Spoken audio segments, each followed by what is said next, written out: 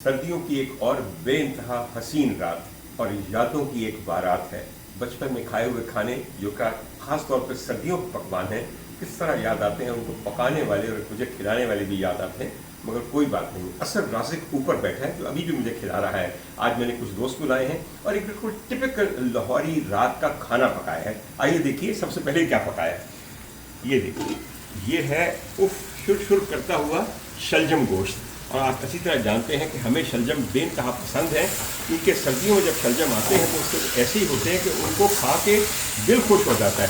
और मैं अब इसको आपके सामने ही आपके सामने निकालूंगा, क्योंकि मेरे सामने इसकी पड़ी है। इसको भूनते हुए निकालिए, देसी घी की लिपटें आ रही हों, बहुत अच्छा इसमें मटन डाला हो।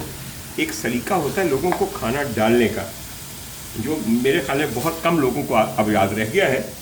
अगर आपको ना आता हो तो आप बेहतर यही है कि आप जल्दी जल्दी में पूरी देगची ही वहाँ रख दिया करें टेबल पे, ताकि आपकी वजह से ना बोटियाँ टूटें और ना हंडिया की शक्ल ख़राब हो।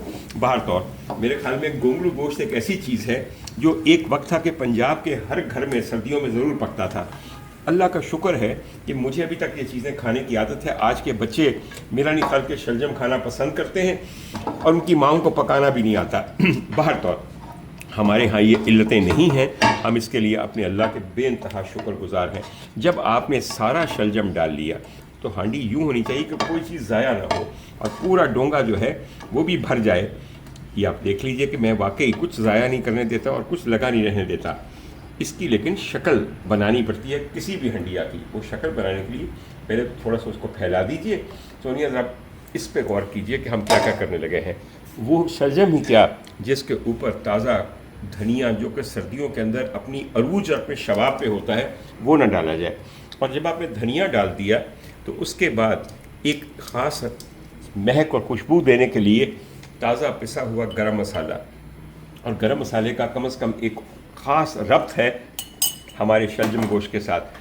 ये लीजिए, इसे वहाँ रखिए तो मैं अगली चीज़ डालूँ। ठीक है जी, बिल्कुल। अगली चीज़ आप देखिए क्या है। इसकी हंडिया को यहाँ कर देते हैं। अगली चीज़ अगर हम खोलें, ओए होए खोलती हुई रहू का सालन। मैं इसके पीछे बंद कर रहा हूँ क्योंकि मेरे ख्याल में बहुत पक चुका है।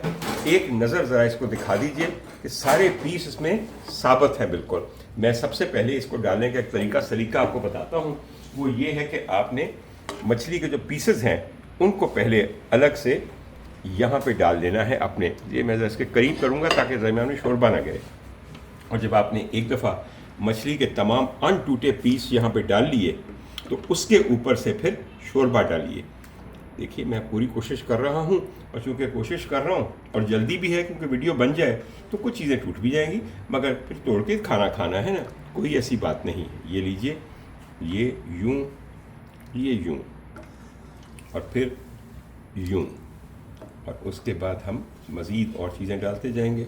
ये यूँ और फिर ये यूँ, और उसके बाद और भी बहुत है मछली तो इसको और डालते जाएंगे। ये लीजिए। अब मेरे ख्याल में बाकी ये है कि हम इसको जल्दी से पकड़ के, मैं ये लीजिए ज़रा, और दूसरे के साथ यूँ करके मैं इसके ऊपर से शोरबा यूँ करके डालूँ। और हल्की सी तरी भी आई हुई है।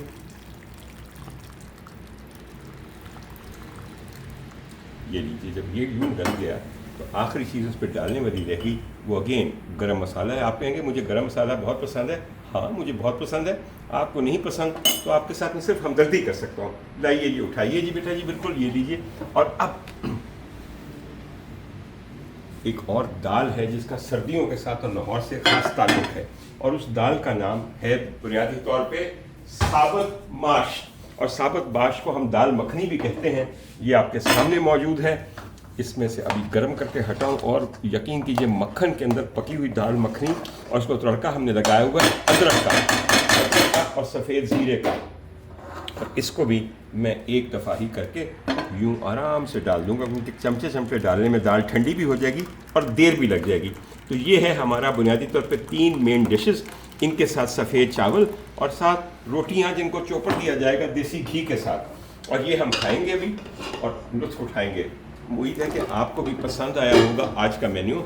और फिर अगेन इसी दाल को संवारने के लिए आखिर में मुट्ठी भर के हरा धनिया डाल दिया, और उसके साथ लीमू का अचार टेबल पे पड़ा होगा जो खाने वालों को वहाँ मिलेगा। कहिए कैसा रहा आज की रात का खाना? उम्मीद है कि आपको अच्छा लगा होगा मेन्यू। मुझे बहुत अच्छा लगा है, घरेलू है, सादा है और माँ की याद दिलाता है। बहुत मेहरबानी।